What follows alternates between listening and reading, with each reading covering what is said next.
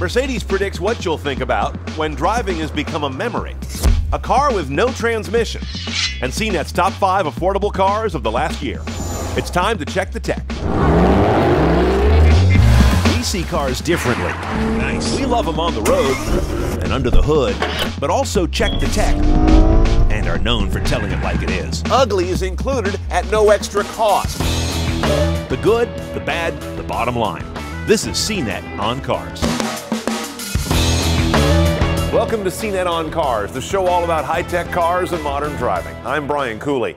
Mercedes' F015 prototype car looks like it just drove in from the future, doesn't it? It is autonomous, self-driving. It is also a fuel cell car, but those are almost footnotes. The real story behind this is to get a sample of how we'll live differently, how society will change when cars are autonomous. Let's drive it, well, ride in it, and check the tech.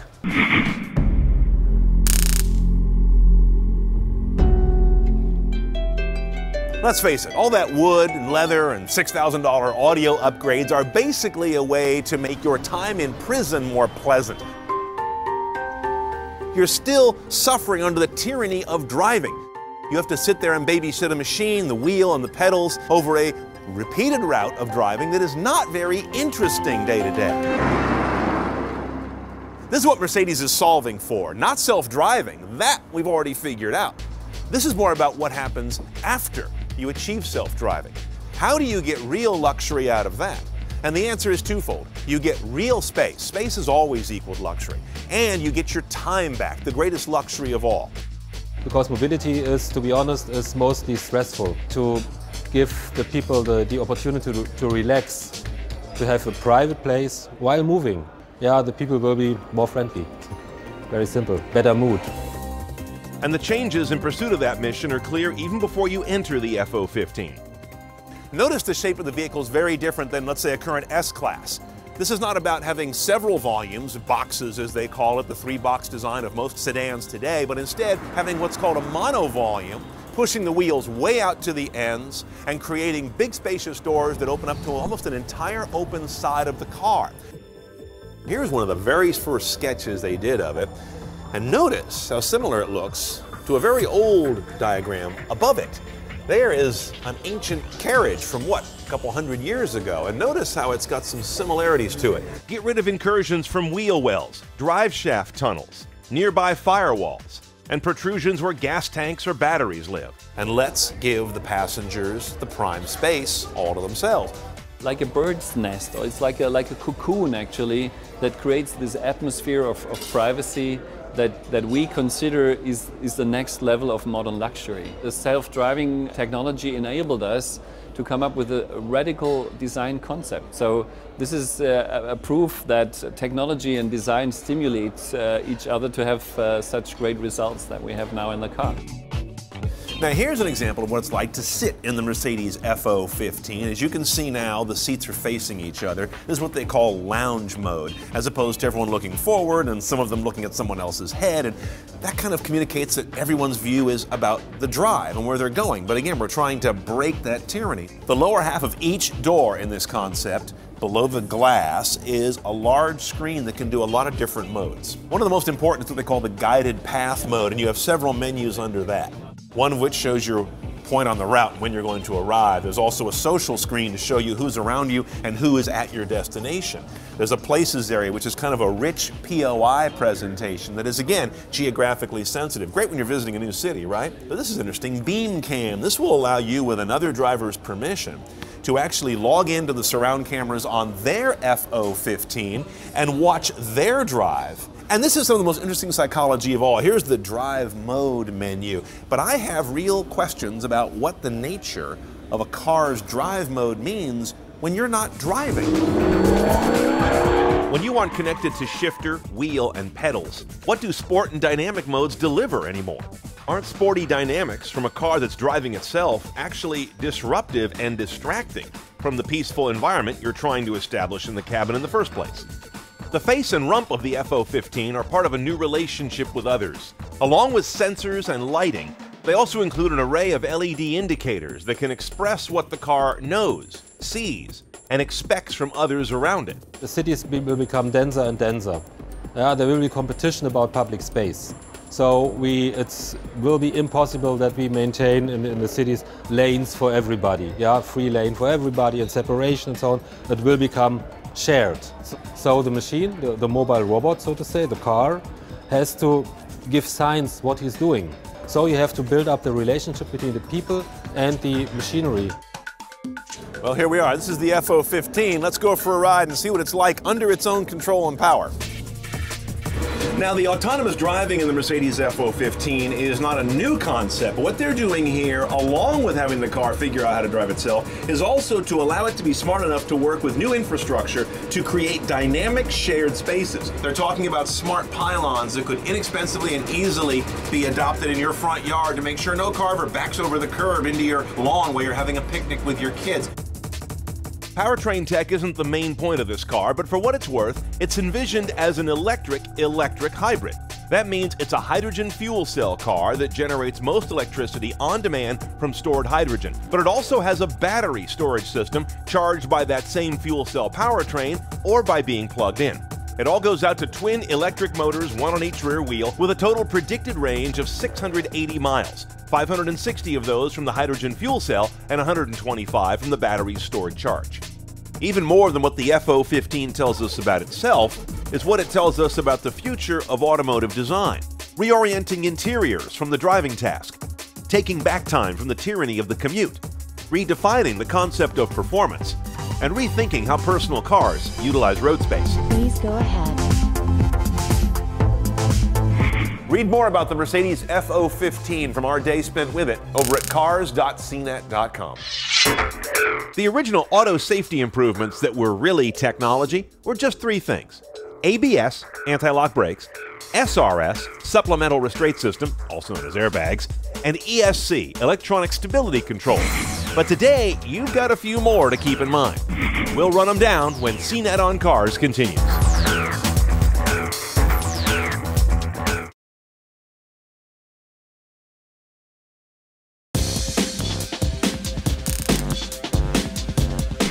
Here's your new safety tech checklist when buying a car. Rear cameras. They'll be mandatory in all new cars by May 2018. Meanwhile, they're becoming pretty common, but look for differentiating features like a variable angle rear cam, a front cam, or surround view cameras. Cross traffic alert. This warns of cars that are about to T-bone you as you creep out of a blind spot. If another vehicle is approaching from the side, the system notifies you with warning lights in the side mirrors and a warning beep. Adaptive or smart cruise control. This maintains not just speed, but the distance between you and the car ahead. Cruise control without this is beginning to seem like unguided missile mode. Forward collision technology.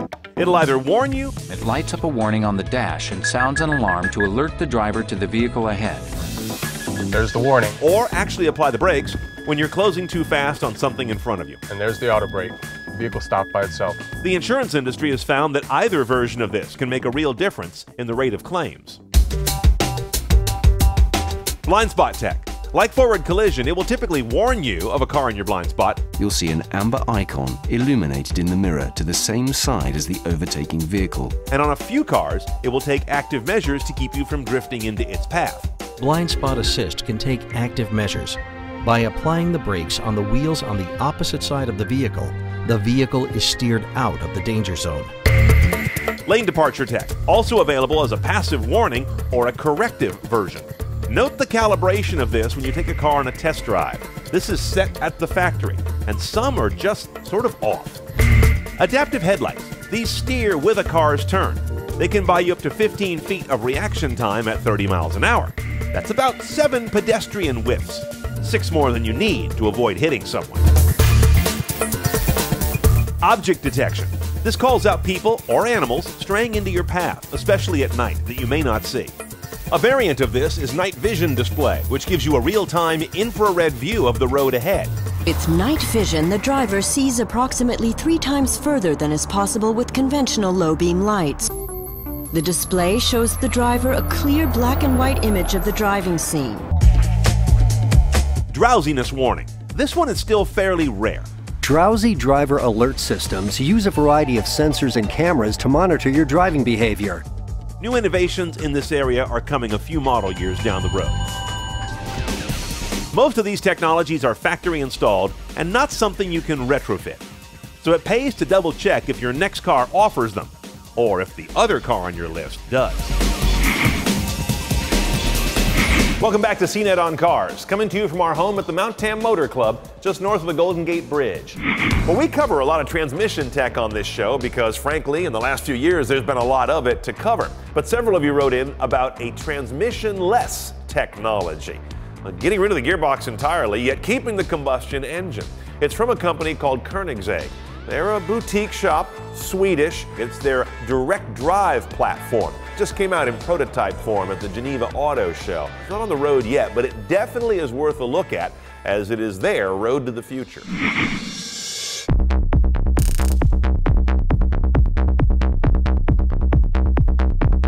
Your typical combustion engine passenger car has always put its power out through a transmission.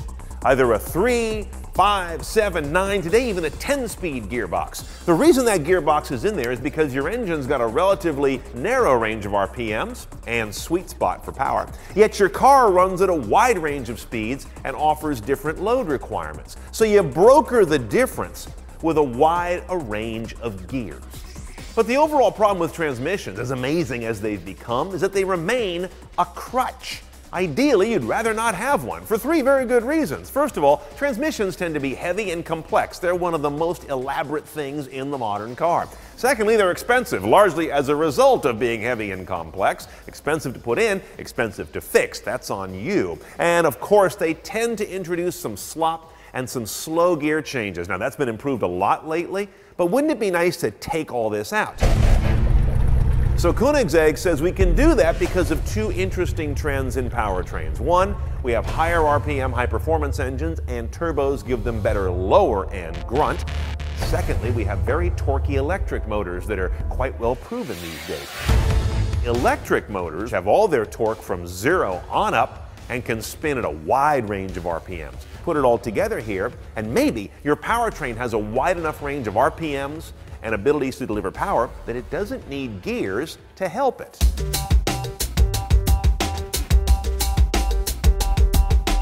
Let's take a look at how they lay that out. Here's the spine of the car. You can see you've got a vertical battery pack up in between the seats, basically. That brings you down to the turbocharged gas engine, which has an electric motor on the backside, turning the crank when it needs to. Two more electric motors are back here that go out to your drive shafts, to your rear wheels. And in the middle, there is a fluid coupler and a final drive. Here's how that looks in a schematic. This fluid coupler and final drive do two important things. If you didn't have that, you'd have basically the automotive equivalent of a fixie, a fixed gear machine, and that's not really useful in the practical world. And then you do have a gearbox of sorts, a reduction gear. It's a single-speed transmission that never changes, so it's very simple. It's basically a 3-to-1, so the gas engine can run at the higher RPMs, which is its sweet spot, without having to drive the car at like 60 to 180 miles an hour all the time. Now, I'm not saying that this is the be-all and end-all of future drivetrains. We may never see this again. But it does underline two important trends. Engines that have more grunt because of augmented intakes from turbos and superchargers, and electric motors that can pick up the slack where gas engines don't do so well. Put it all together, you've got a spectrum of power that maybe doesn't need to change gears one day. In a moment, big block versus small block, and 5 affordable cars CNET style, when CNET on Cars continues.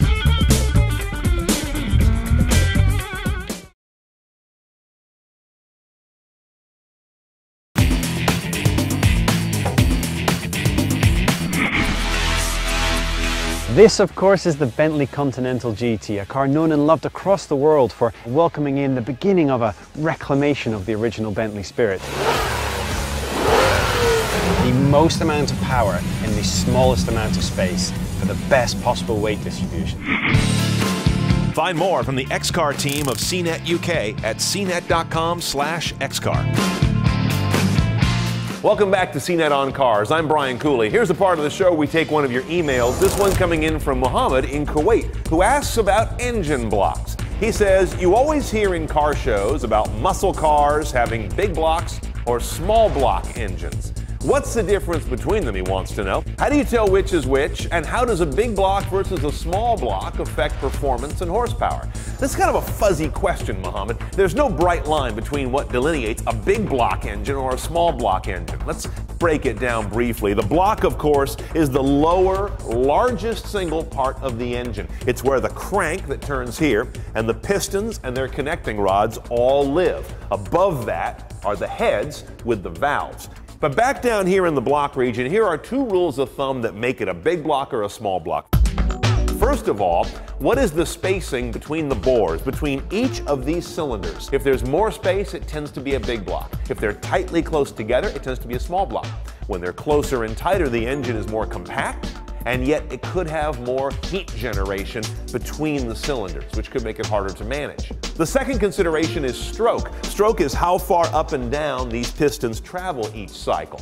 If they travel more, you can get more displacement, have a bigger, more powerful engine for a given diameter. However, to have that additional travel, you have to have a crank that is more eccentric, that has longer or deeper throw lobes, and that means it needs more room down here. That makes it a taller block. So these are the two main factors that will delineate a big block from a small block. Well, you don't hear much about either anymore in the modern era. It tends to be a race, performance, or classic car term. Now, I recently brought you our top 5 cars of 2014 as judged by CNET ratings, which quickly prompted many of you to write in and say, that's great. Now, how about something I can afford? We hear you. Instead of a list riddled with Audi RS7s and BMW i8s, here instead is our top 5 affordable cars of the last year or so, according to their CNET ratings. Now, this is by no means an exhaustive list of the entire market, but it does cover cars reviewed by CNET in the last year that came in under 25 grand with destination and got really great review scores. Basically 4 stars or more, or an 8.0 or higher, with one exception. You can find cheaper cars, by the way, but they don't hit the top scores that we give. I figured you wanted the good stuff. So let's go. I'm going to rank these based on that CNET score, but filtering in the MSRP to nuance it a bit. Number 5, the Ford Fiesta ST. Not quite an 8.0 score, you'll notice, but close enough to it for one of the hottest hatches on the market right now. About 200 horsepower and 200 pound-feet of torque from a little engine that delivers 2635 mpg. That's great. And equipped with wheels, suspension, and torque vectoring that are all geared for the curves. It's the cheapest way to show up at autocross and have the right gear. Number 4, the Mazda MX-5, you know it as the Miata. Easily the car that I would most want to drive on a nice road. Though not, of course, if that road leads to Costco. The Miata just sneaks in under our price cut, and even then it leaves out Bluetooth and USB unless you upgrade, so buy some earbuds and realize you're in a great handling, fun shifting, happy revving, open top icon for under 25 grand. And bring something bigger to Costco. Number 3 is the Subaru Legacy. Even a base Legacy has their great symmetrical all-wheel drive. That's a big plus, and it's the only car on our list that has all the wheels driven.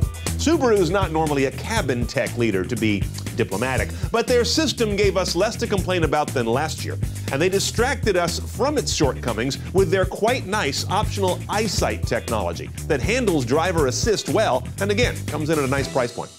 Number 2 is the Mini Cooper Hardtop, the classic Mini. Now, they have one less cylinder in the engine this generation, but more power than they had with more cylinders. The Mini connected infotainment platform is much improved. Now it taps much of the latest generation of BMW iDrive design, rather than tapping the first generation. You either love the look of a Mini, or wish its trite ode to the .com era would just go away. But know that its iconic shape is now much roomier than it was last year. Before I get you to number 1, a couple cars I want to give an honorable mention to. First of all, you've got the GMC Canyon. It misses the cut on our score requirement by just a little bit, but it's a real pickup in a small package that drives like a car and is far from the bottom in terms of cabin tech. And I gotta tip my hat, of course, to the VW GTI. It missed the cut on cost by about $600, but it scored a list-topping 8.2 score thanks to great driving dynamics, good cabin design, and not bad technology. Our number 1 car on the list is so strongly the Mazda 3.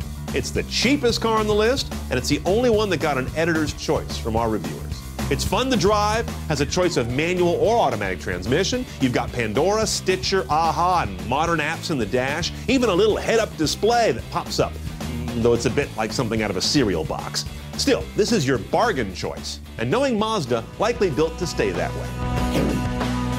Thanks for watching. Hope you enjoyed this episode. Keep those emails coming. A whole bunch of this episode was driven by your requests. That's oncars@cnet.com. I read them all, reply to as many as I can. I'll see you next time we check the tech.